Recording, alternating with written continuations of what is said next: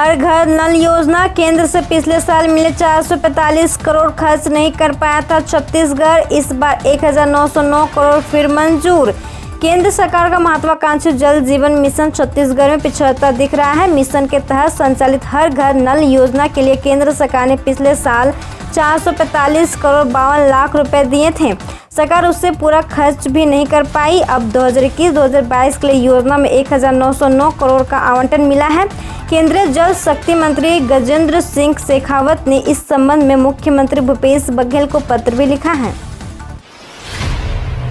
छत्तीसगढ़ में अनलॉक की नई गाइडलाइंस, अब तक 12 जिलों के लिए नई रियायतें, दुकान खोलने का समय बढ़ाया गया। छत्तीसगढ़ में कोरोना की रफ्तार कम होते ही अब जिलेवार कलेक्टर नई गाइडलाइंस जारी कर रहे हैं। ताज़ा आदेश बस्तर, गुरेला, पेंड्रा, मरवाही, बेमेतरा, धमतरी और कवर्धा के लिए आया है। इन जिलों में छूट को और बढ़ाया गया है, खासकर दुकान खोलने के समय को बढ़ा दिया गया है। हालांकि कुछ पाबंदियां अब भी जारी रहेगी। वहीं इसके पहले राजनांदगांव, मुंगेली, कोरबा, रायपुर, बलरामपुर, बिलासपुर और दुर्ग जिले के लिए नई गाइडलाइंस जारी हुई थी।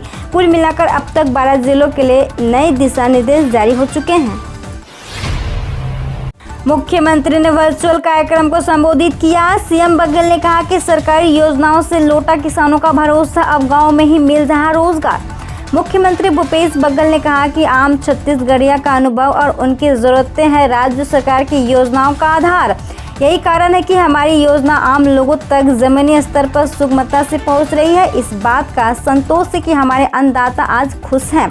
लोगों को योजनाओं का लाभ और गांव में ही रोजगार का जरिया मिल रहा है। इससे लोगों की आर्थिक स्थिति बेहतर हो रही है और उनमें नया आत्मविश्वास जगा है। मुख्यमंत्री ने शुक्रवार को राजनांदगांव और धमतरी में 828 करोड़ रुपए के लोकार्पण भूमि पूजन के वर्चुअल कार्यक्रम को संबोधित कर रहे थे।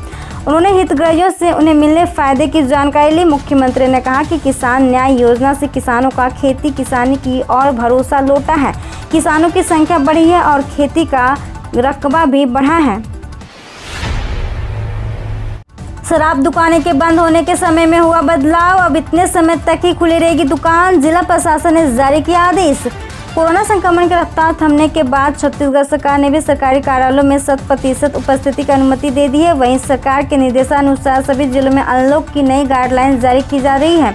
इसी कड़ी में महासमुंद जिला प्रशासन ने भी अनलॉक की नई गाइडलाइंस जारी की है। महासमुंद जिला प्रशासन की ओर से जारी गाइडलाइंस के अनुसार अब सभी दुकानें रात 8 बजे तक खुली रहेगी। वहीं प्रशासन ने शराब दुकानें को बंद करने के समय में भी बदलाव करते हुए रात 8 बजे तक छूट रहेगी। इस संबंध में महासमुंद कलेक्टर डोमन सिंह ने आदेश जारी कर दिया है।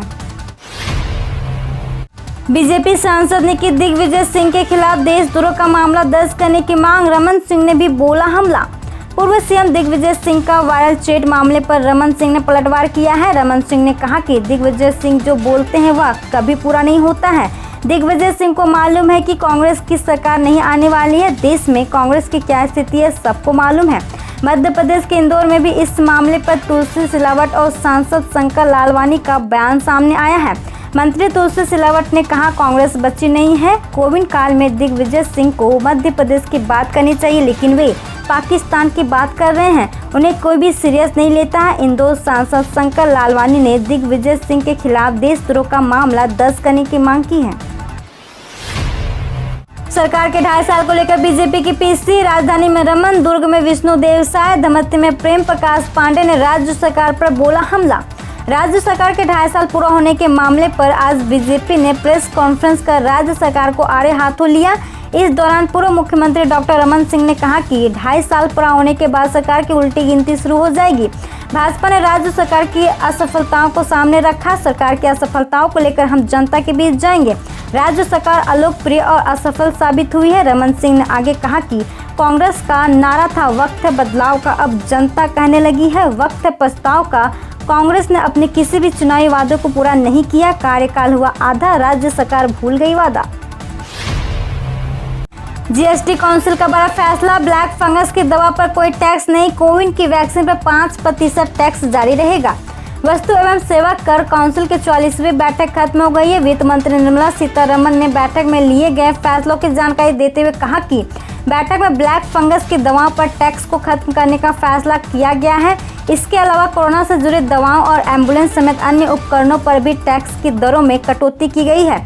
बैठक में कोविड की वैक्सीन पर 5% जीएसटी को जारी रखने का फैसला किया गया है। जीएसटी दरों में यह कटौती सितंबर तक लागू रहेगी। टीम मोदी में फेरबदल इसी महीने। पीएम मोदी, शाह और नड्डा भी मीटिंग के बाद अटकले तेज, वजह मंत्रियों के पास ज्यादा काम। केंद्रीय मंत्रिमंडल में इसी महीने फेरबदल के अटकले हैं। खबर है कि प्रधानमंत्री नरेंद्र मोदी ने शुक्रवार को गृह मंत्री अमित शाह और भाजपा के राष्ट्रीय अध्यक्ष जेपी नड्डा के साथ बैठक की है।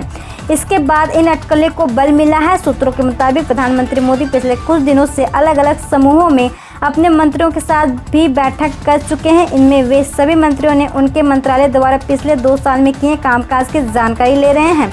बैठक में संगठन महामंत्री बीएल संतोष भी शामिल हुए हैं। इनमें कई मंत्रियों ने अपने काम का प्रेजेंटेशन भी दिया है। एक और तथ्य ये भी है कि दोबारा प्रधानमंत्री बनने के बाद मोदी ने मंत्रिपरिषद में कोई बदलाव नहीं किया है। सुप्रीम कोर्ट ने 1 महीने के लिए टाला मेडिकल पीजी एंट्रेंस टेस्ट। 16 जून को आयोजित होना था एग्जाम। सुप्रीम कोर्ट ने all India institute of medical sciences की ओर से होने वाली INICET की परीक्षा को 1 महीने के लिए टाल दिया है। यह परीक्षा 16 जून को आयोजित होनी थी। परीक्षा के बारे में सुप्रीम कोर्ट ने कहा कि महामारी के दौरान परीक्षा आयोजित करना सही नहीं है। कोर्ट ने यह भी कहा कि मौजूदा समय में परीक्षा देने वाले कई डॉक्टर अभी खुद भी कोविड ड्यूटी में तैनात हैं। इन परीक्षा में मेडिकल की उच्च शिक्षा के लिए देश भर के डॉक्टर शामिल होते हैं। केंद्र अगले 3 दिनों में राज्यों केंद्र शासित प्रदेशों को 10 लाख से अधिक वैक्सीन देगा। अब तक दी 25 करोड़ डोज।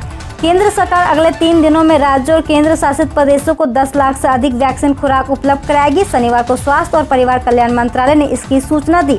स्वास्थ्य मंत्रालय ने कहा कि 10,81,300 वैक्सीन की डोज पाइपलाइन में है और अगले 3 दिनों के भीतर राज्य और केंद्र शासित प्रदेशों को मिल जाएगी। स्वास्थ्य मंत्रालय ने कहा कि भारत सरकार के माध्यम से और प्रत्यक्ष राज्य खरीद श्रेणी के माध्यम से अब तक राज्यों और केंद्र शासित प्रदेशों को 25,87,41,810 करोड़ वैक्सीन खुराक प्रदान की गई है। हम रोज ऐसे ही न्यूज लाते रहेंगे, तो यदि आपने अभी तक क्लीन न्यूज को सब्सक्राइब नहीं किया है तो पहले फटाफट सब्सक्राइब कर लें, साथ ही बेल आइकन को दबा दें ताकि कोई अपडेट मिस ना हो।